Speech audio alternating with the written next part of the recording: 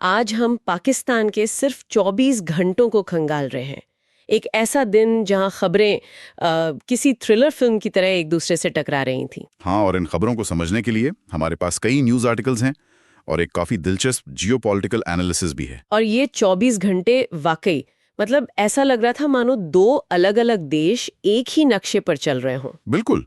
तो आज हमारी कोशिश यही समझने की है कि जो कहानी दुनिया को सुनाई जा रही है और जो हकीकत वहां के लोग जी रहे हैं उसमें फासला कितना बड़ा है। और सबसे ज़रूरी, इस सब पर वहाँ के आम लोगों की प्रतिक्रिया क्या है, क्योंकि असली कहानी तो अक्सर वहीं से निकलती है। सही कहा।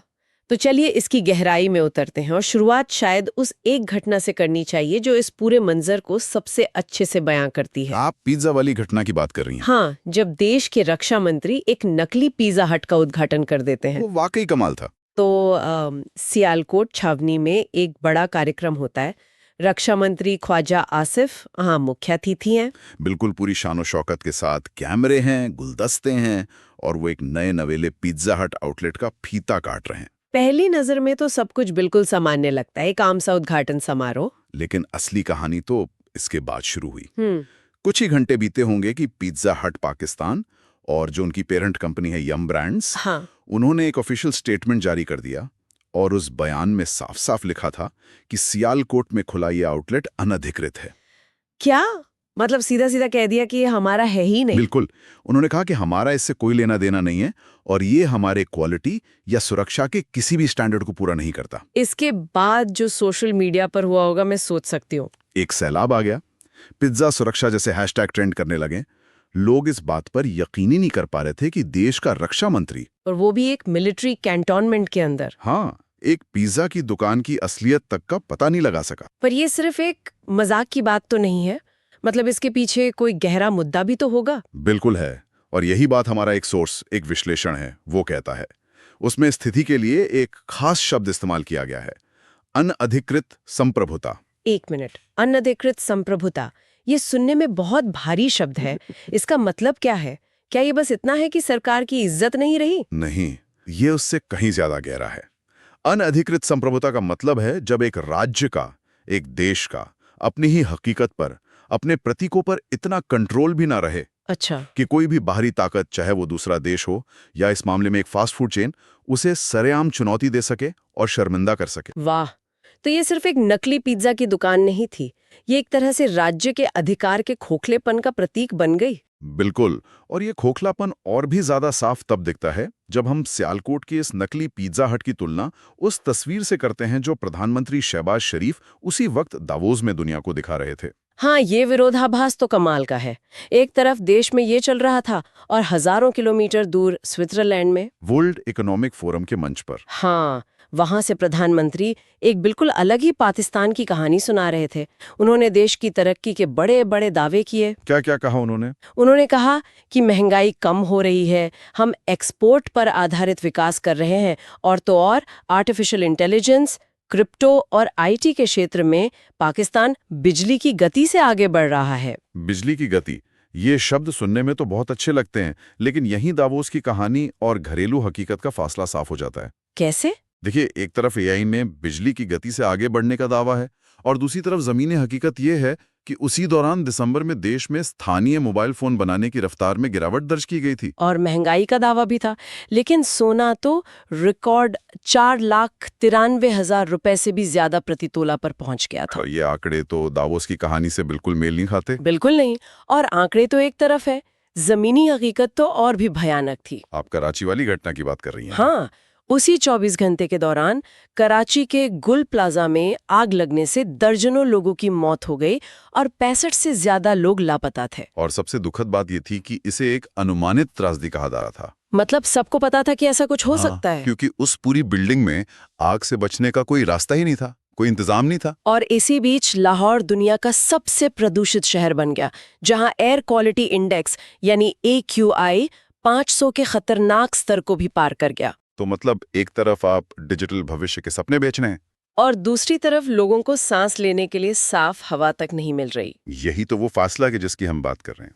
जब देश का नेतृत्व IMF, वीजा और खाड़ी के निवेशकों को एक मॉडर्न डिजिटल पाकिस्तान की छवि बेच रहा है, ठीक उसी वक्त देश का बुनियादी ढांचा और पर्यावरण एक गहरे संकट में है। ये तो ऐसा हुआ कि आप एक ऐसी नींव पर डिजिटल पेमेंट सिस्टम बनाने की कोशिश कर रहे हैं जहां एक तरफ संपत्ति गुप्त रखी जा रही है और दूसरी तरफ पिज्जा अनाधिकृत निकल आता है। ये विरोधाभास सिर्फ देश के अंदर ही नहीं था, बल्कि विदेश नीति के मंच पर भी दिख रहा था। बिल्कुल। इसी 24 घंटे की कहानी में एक और दिलचस्प मोड़ आया जब पाकिस्तान ने अमेरिका के पूर्व राष्ट्रपति डोनाल्ड ट्रंप के गजा के लिए बनाए गए बोर्ड ऑफ पीस में शामिल होने का न्योता स्वीकार कर लिया। हाँ, और इस कदम ने देश के अंदर एक नई बहस छेड़ दी। कुछ विश्लेषकों ने तो इसे एक तरह का समानांतर संयुक्त राष्ट्र यानी पैरेलल यूएन तक कह दिया। और इसकी आलोचना भी हुई होगी। बहुत ज्यादा। घरेलू स्तर पर कई लोगों ने इसे नैतिक रूप से अस्वीकार्य बताया। मुझे ये बात थोड़ी अजीब लगी। मतलब एक तरफ देश की अर्थव्यवस्था इतनी नाजुक है कि वो IMF से मदद मांग रहा है, हाँ, और दूसरी तरफ वो डोनाल्ड ट्रंप के एक ऐसे बोर्ड में शामिल हो रहा है जिसकी लंबी सदस्यता की कीमत आगे चलकर $1 अरब तक हो सकती है। ये प्राथमिकताएं कुछ समझ नहीं आई। आपका सवाल बिल्कुल जायज है और यही सवाल वहां भी उठाया जा रहा था। ये वित्तीय प्राथमिकताओं पर एक बहुत गंभीर सवाल खड़ा करता है। और फिर क्रिकेट का मैदान, जो अक्सर उपमहाद्वीप में एक अलग ही राजनीतिक अखाड़ा बन जाता है। हाँ, T20 विश्व कप को लेकर भी एक गतिरोध चल रहा था। क्या हुआ था वहां? पाकिस्तान क्रिकेट बोर्ड यानी PCB ने भारत में खेलने को लेकर अपनी चिंताओं के चलते बांग्लादेश का समर्थन किया, जो सुरक्षा कारणों से वहां खेलने से हिचकिचा रहा था। अच्छा। PCB ने यहां तक कह दिया कि अगर बांग्लादेश चाहे तो हम उनके मैच पाकिस्तान में आयोजित करवा सकते हैं। तो यहाँ क्रिकेट को कूटनीति के एक हथियार की तरह इस्तेमाल करने की कोशिश हो रही थी। हाँ, लेकिन ये एक खास तरह की कूटनीति थी। इसे समझने के लिए एक और शब्द है जो हमारे सूत्रों में इस्तेमाल हुआ है, काइनेटिक स्टेसिस। काइनेटिक स्टेसिस, इसका क्या मतलब हुआ? इसका मतलब है सतह पर बहुत ज्यादा हलचल लेकिन असल में कोई बदलाव नहीं। अच्छा, मतलब बहुत शोर शराबा लेकिन नतीजा कुछ नहीं। बिल्कुल। बहुत सारी हलचल है, ICC को चिट्ठियां लिखी जा रही हैं, बयान दिए जा रहे हैं, बांग्लादेश को मेजबानी की पेशकश हो रही है, बहुत शोर है, लेकिन क्या इससे असल भू राजनीतिक समीकरण में कोई फर्क पड़ता है? नहीं। तो ये सिर्फ एक प्रदर्शन था, एक तरह का दिखावा। और दिलचस्प बात यह है कि मीडिया और जनता में इस क्रिकेट के मुद्दे पर संयुक्त राष्ट्र में उठाए गए जल सुरक्षा संकट से ज्यादा चर्चा हुई। मतलब बहुत सारी ऊर्जा ऐसी चीजों पर खर्च हो रही है जिनसे जमीनी स्तर पर कोई ठोस नतीजा नहीं निकलना है। बिल्कुल। और इन सब बड़ी बड़ी खबरों, दावों और कूटनीतिक चालों के बीच सबसे जरूरी सवाल ये है कि पाकिस्तान के आम लोग इस सब पर क्या सोच रहे हैं, उनकी प्रतिक्रिया क्या है। और उनकी प्रतिक्रिया शायद सबसे ज्यादा ईमानदार और असरदार है। एक वायरल ट्वीट था जो मैंने पढ़ा था और वो बहुत कुछ कहता है।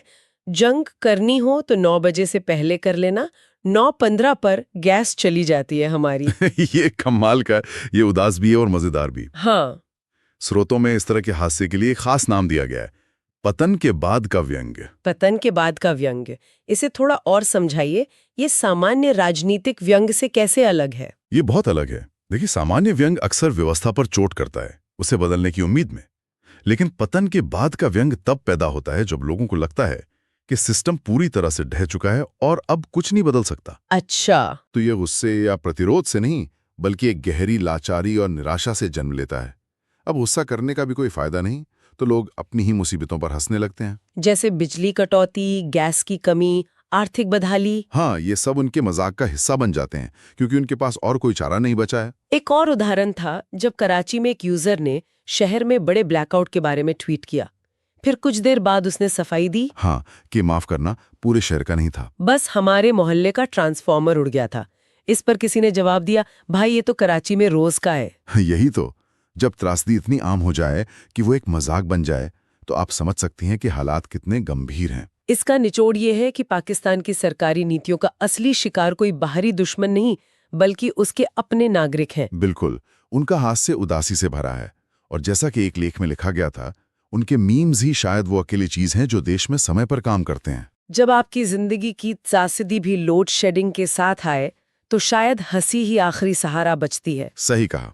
तो ये थी कहानी पाकिस्तान के उन 24 घंटों की, नकली पिज्जा के उद्घाटन से लेकर AI के बड़े बड़े सपनों तक, और अनुमानित त्रासदियों से लेकर भू राजनीतिक रंगमंच तक। बिल्कुल। और ये एक दिन की तस्वीर हमें एक ऐसे राज्य को दिखाती है जो काइनेटिक स्टेसिस में फंसा हुआ है। सतह पर लगातार हंगामा, ड्रामा, कूटनीति का शोर, लेकिन अंदर से व्यवस्था ठप है। कोई वास्तविक प्रगति नहीं हो रही है। और इस पूरे मंजर में सबसे असरदार, सबसे सच्ची प्रतिक्रिया नेताओं या राजनयिकों से नहीं, बल्कि लोगों के इसी गहरे उदास मजाक से आ रही है। हम आज की इस चर्चा को एक सवाल के साथ समाप्त करते हैं। जी।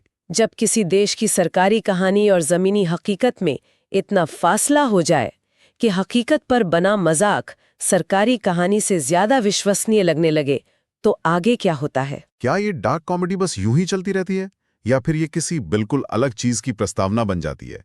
ये सोचने वाली बात है।